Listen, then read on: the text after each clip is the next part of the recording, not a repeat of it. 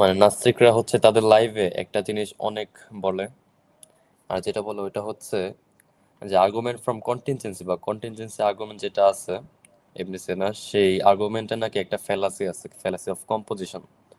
এটা নাকি জি। খুবই মানে কনফিডেন্স সহকারে বলে। সো ওই যুক্তিটার আসলে কিভাবে খণ্ডন করা যায় তাদের যুক্তিটার, ওটা আমি আচ্ছা, আজ করতে আসছে। ঠিক আছে, এটা আমরা আমাদের লাইভে আর আগেও বলছি।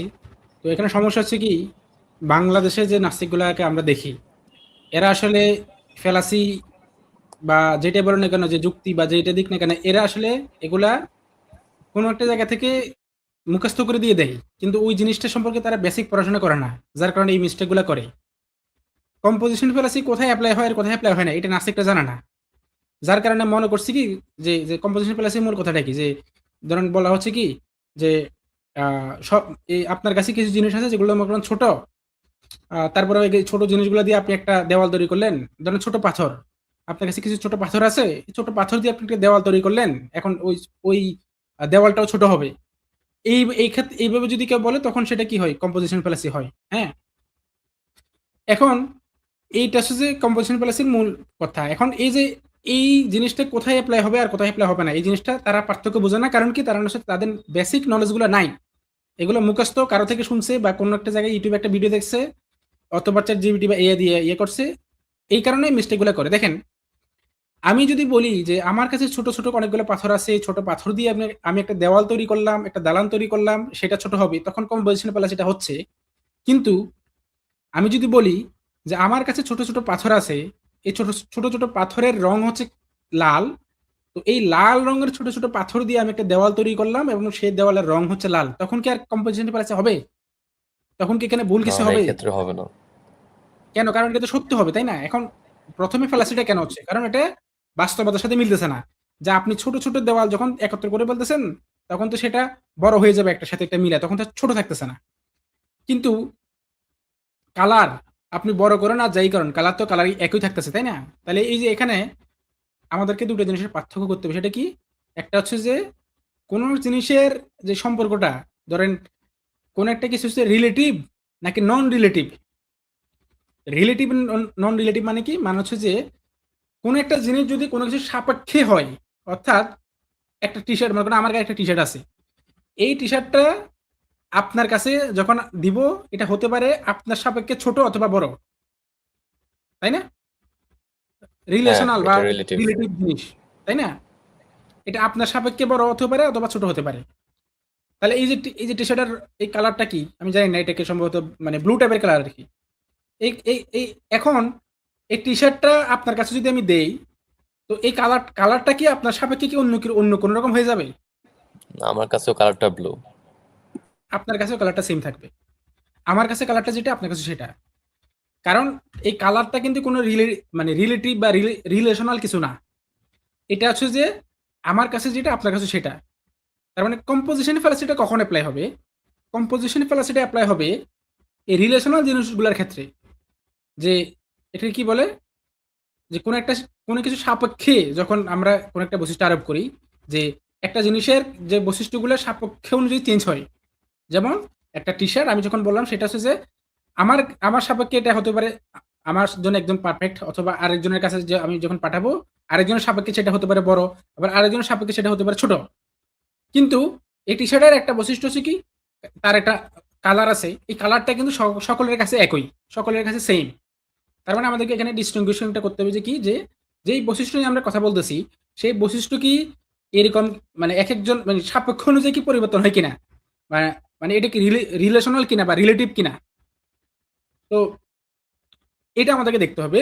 যদি এই জিনিসটা যদি রিলেটিভ হয়, তাহলে সেখানে কম্পোজিশন ফ্যালাসিটা হবে। আর যদি নন রিলেটিভ হয়, তাহলে কি হবে না, কম্পোজিশন ফ্যালাসিটা হবে না। তাহলে এখন আপনি আসেন, আমাদের কন্টিনজেন্সি আর্গুমেন্টের মূল ভিত্তিটা কি?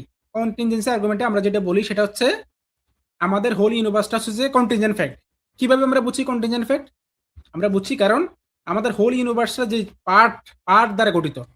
এখন যেহেতু ছোট ছোট পার্ট দ্বারা গঠিত এই মহাবিশ্বটা, সুতরাং এই এই পার্টগুলো যেহেতু কন্টিনজেন্ট, সুতরাং হোলটা কন্টিনজেন্ট হবে। তাহলে এখন নাস্তিকরা বলতে চাই, এখন পার্ট থেকে হোলে যাচ্ছি আমি, ওই যে ওইরকম করে, যে আমার কাছে ছোট ছোট কিছু ইটের টুকরো আছে, এই টুকরো যেহেতু ছোট, তাই আমি একটা দালান তৈরি করলে সেটাও ছোট হবে।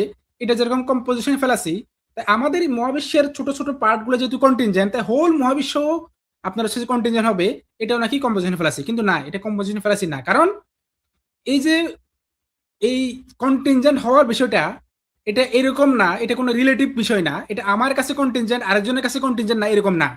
বরং এর যেটা কন্টিনজেন্ট, আমাদের এই যে মোবাইল ফোনটা, আমার হাতের মোবাইল ফোনটা, এটা আমার কাছে যেরকম কন্টিনজেন্ট, দুনিয়ার সমস্ত কিছুর কাছে এটা কন্টিনজেন্ট।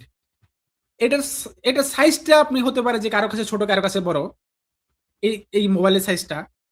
কিন্তু এই মোবাইলটা একটা ডিপেন্ডেন্ট থিং, এটা আমার কাছেও যে ডিপেন্ডেন্ট থিং, আপনার কাছেও ডিপেন্ডেন্ট থিং, তাই না সামির ভাই? হ্যাঁ হ্যাঁ, ইউ ট্রু। হ্যাঁ, তার মানে যে জিনিসগুলার কোনো সাপেক্ষ অনুযায়ী পরিবর্তন হয় না বৈশিষ্ট্যগুলা, সেখানে তো আমি কম্পোজিশন প্লাসি বলতে পারবো না। তো মহাবিশ্বের প্রত্যেকটা পার্ট, এটা কোনো রিলেটিভ প্রপার্টি না, এটা কোনো রিলেটিভ জিনিস না যে এটা একজনের কাছে গিয়ে হোল হয়ে যাচ্ছে, সরি একজনের কাছে গিয়ে এটা কন্টিনজেন্ট হয়ে যাচ্ছে, আর আরেকজনের কাছে গিয়ে সেটা নেসেসারি হয়ে যাচ্ছে, তাই না? তার মানে ইউনিভার্সের কন্টিনজেন্ট, ইউনিভার্সটাকে আমরা যখন কন্টিনজেন্ট বলি, মানে ছোট ছোট পার্ট দ্বারা হোল ইউনিভার্সটা কন্টিনজেন্ট বলি, এখানে কম্পোজিশন প্যালাসিটা তখন হইতো যদি এরকম হইতো যে ইউনিভার্সের পার্টগুলা কোনো সাপেক্ষে কন্টিনজেন্ট, আবার কোনো সাপেক্ষে নন কন্টিনজেন্ট, বুঝতে পারছেন? কিন্তু এখন ইউনিভার্সের পার্টটা, আপনি যেই যেই ব্যক্তির কাছে যান না কেন, যে মানুষের কাছে যান না কেন, পৃথিবীর যে প্রান্তে যান না কেন, সব প্রান্তে সেটা কন্টিনজেন্ট, সেটা নির্ভরশীল, সেটা ডিপেন্ডেন্ট। ইভেন আপনি গডের সাপেক্ষে চিন্তা করলে সেটা ডিপেন্ডেন্ট, আবার মানুষের সাপেক্ষে চিন্তা করলে সেটা কি ডিপেন্ডেন্ট। সুতরাং এই কম্পোজিশন ফ্যালাসি এখানে অ্যাপ্লাই হবে না। কম্পোজিশন ফ্যালাসিটা অ্যাপ্লাই হতো যদি এটা সাপেক্ষ অনুযায়ী পরিবর্তন হতো, এটার একজনের সাপেক্ষে সেটা কন্টিনজেন্ট, আরেকজনের সাপেক্ষে গিয়ে সেটা নন কন্টিনজেন্ট হয়ে যাচ্ছে, তখন কম্পোজিশন ফ্যালাসিটা হইতো।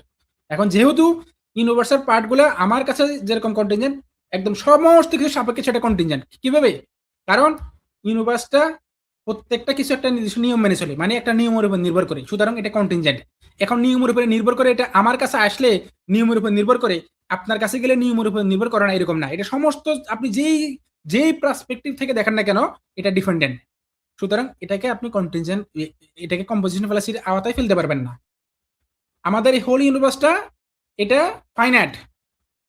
এখন এটা ফাইনাইট কি আমার সাপেক্ষে ফাইনাইট, আবার আপনার সাপেক্ষে কি ইটারনাল নাকি ভাই সামির ভাই? না, দুজন সাপেক্ষে ইউনিভার্সটা একই হবে। একদম সমস্ত কনটেক্সটে, সমস্ত দৃষ্টিভঙ্গিতে এটা হচ্ছে কি ফাইনাইট, তাই না? সমস্ত ওয়ার্ল্ড ভিউতে, সমস্ত পার্সপেক্টিভে এটা হচ্ছে কি আপনার হচ্ছে যে কোনো একটা লর উপরে ডিপেন্ড করতেছে। তার মানে হোল ইউনিভার্সটা যে কন্টিনজেন্ট, এটা আমার সাপেক্ষে কন্টিনজেন্ট, আপনার সাপেক্ষে কন্টিনজেন্ট না, এরকম না। বরং এটা সকলের সাপেক্ষেই, প্রত্যেকটা পার্সপেক্টিভেই এটা কন্টিনজেন্ট। সুতরাং এখানে কম্পোজিশন ফ্যালাসিটা ঘটবে না। এটা শুধুমাত্র রিলেটিভ যে জিনিসগুলো আছে, সেই জিনিসের ক্ষেত্রে কি হয়, কম্পোজিশন ফ্যালাসিটা অ্যাপ্লাই হয়। তো নাস্তিকরা এই জিনিসটা জানে না, একটা ফ্যালাসি মুখস্থ করে ফেলছে, এখন এই ফ্যালাসিটা কোন জায়গায় অ্যাপ্লাই হবে আর কোন জায়গায় অ্যাপ্লাই হবে না এটা জানে না। এটা নিয়ে একটা ভিডিও আছে, যেমন হামজা জর্জিসের একটা ভিডিও আছে, মানে ওনারা একটা লাইভ ডিসকাশনের আলোচনা করতেছিলেন, ওনারা কিছু একজন বলছে এরকম, আমি যেগুলো দিলাম, আহ, এরকম যেমন আপনি আপনার কাছে আহ, সাদা ডিম, ডিম আছে না, ছোট ছোট ডিম, ডিম আপনি মনে করেন কিছু ডিমের স্তূপ যদি আপনি তৈরি করেন, তো ডিম ছোট, এখন ডিমের স্তূপটা ছোট হবে না, ডিমের স্তূপ অনেক বড় হবে। এখন কে যদি বলে ডিমগুলো ছোট, তাই স্তূপও ছোট হবে, তাহলে কম্পোজিশন সেটা হচ্ছে। কিন্তু ডিম, কে যদি বলে ছোট ছোট ডিমগুলোর রং হচ্ছে কি সাদা, তাই ডিমের স্তূপের রং হচ্ছে সাদা, তখন কি আর আমি বলবো যে ভাই এটা ফেলাসি কুযুক্তি? না, এটা কুযুক্তি না, এটা তো ফ্যাক্ট, তাই না ভাই? হ্যাঁ, এটাই রিয়েল হবে। এখানে কম্পোজিশন ফ্যালাসিটা অ্যাপ্লিকেবল হবে না। স্ক্রিন শেয়ার কি আপনারা অ্যাকসেপ্ট করবেন? হ্যাঁ, যদি কালাম মিসাইল না থাকে তাইলে। হুম, এই যে এটা হচ্ছে আমার আর চ্যাট জিপিটির কনভারসেশন। হুম। একটু দেখেন তো প্রশ্নটা ঠিক আছে নাকি। Behind every effect there is a cost. Is it true? 100% neutral Bangla translate, হ্যাঁ। তারপরে কি লিখছে? সায়েন্স আমি সাধারণভাবে বলা যায় যে প্রায় সব, মানে সব প্রভাবের পেছনে কোনো না কোনো কারণ থাকে। বিজ্ঞান দর্শন সব কাজের সঙ্গে কোনো কিছু ঘটনার না কারণ প্রভাব। চ্যাট জিপিটি এখানে একটা উল্টা মার্কা অ্যান্সার দিছে, দেখেন। এই যে এখানে কোয়ান্টাম ফিজিক্সের কথা জানি আসছে, হ্যাঁ। কোয়ান্টাম ফিজিক্সে কি কারণ নাই?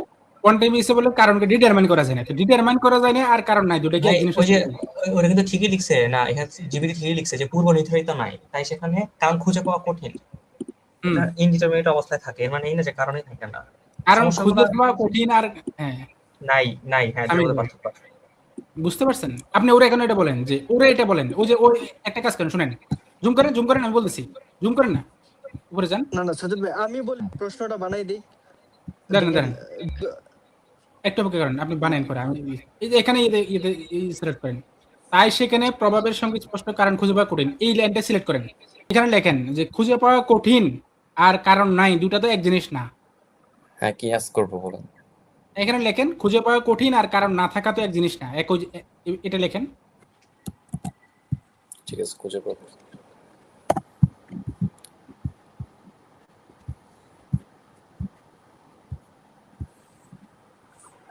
দেখছেন সে বলতেছে কি ঠিক বলছো। তো এখানে একটা ভুল বোঝাবুঝি হতে পারে। আসলে আমি যা বলতে চাইছিলাম সেটা হলো কিছু ক্ষেত্রে প্রভাবের পেছনে কারণ থাকতে পারে, কিন্তু সেটা আমাদের কাছে স্পষ্ট ধরা পড়ে না। তো এবার তারা আবার যান চ্যাটে যান।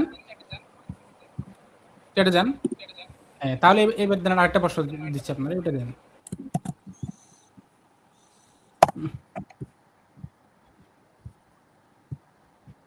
বুঝতে পারছেন? এবার দেখেন কোয়ান্টাম ফিজিক্স বা কোয়ান্টাম ফিল্ড ঘটনার কারণবিহীন নয়, বরং আমরা তার সমস্ত কারণ বা প্রক্রিয়া সহজে দেখতে বা বুঝতে পারি না। দেখছেন? হ্যাঁ, ঠিক আছে, এখন ঠিক আছে। মানে হ্যাঁ, জিনিসটা কি, জিনিসটা হচ্ছে আমরা ফাইন্ড আউট করতে পারি না কারণটা, কিন্তু কারণ সবগুলোরই আছে। কারণ আছে এবং এটা নিয়ে অনেক লেখা আছে যে এগুলা কারণবিহীন না। আপনি আমাদের লেখাতে অনেকগুলো পাবেন এবং আমি একটা বই পড়তেছি এখন, সেখানে এগুলো নিয়ে আরো বিস্তারিত আলোচনা আছে। আমি এটা আপনাকে দিবনি, আপনি এটা পড়েন। হ্যাঁ, তো এখানে তো দেখছেন ভাই, এই যে সামির ভাই, তো নাস্তিকরা এখন আপনারা কি করবে? নাস্তিকরা তাদের লাইভে ওই যে উপরে যে চ্যাট জিপিটি দিছে ওটাই দিবে, কিন্তু চ্যাট জিপিটি কিন্তু আসলে জিনিসটা এটাই বুঝাইছে যে কারণহীন বলা নাই। হ্যাঁ, তাও তো বুঝতে তো পারছি। হ্যাঁ, তারা শুধু আপনাকে অতটুকু অংশ দেখাবে যে দেখেন এই যে চ্যাট জিপিটি বলতেছে যে কোয়ান্টাম ফিল্ডে কোনো কারণ নাই, কারণ ছাড়া কোনো কিছু হতে পারে। এবং এই মূর্খ বাটপার আসিফ এসে বলতেছিল একবার লাইভে, আমি হাসতেছি শেষ, বলতেছি কি যে কোয়ান্টাম ফিল্ড নাকি কোনো কিছু নাথিং থেকে হয়ে যেতে পারে।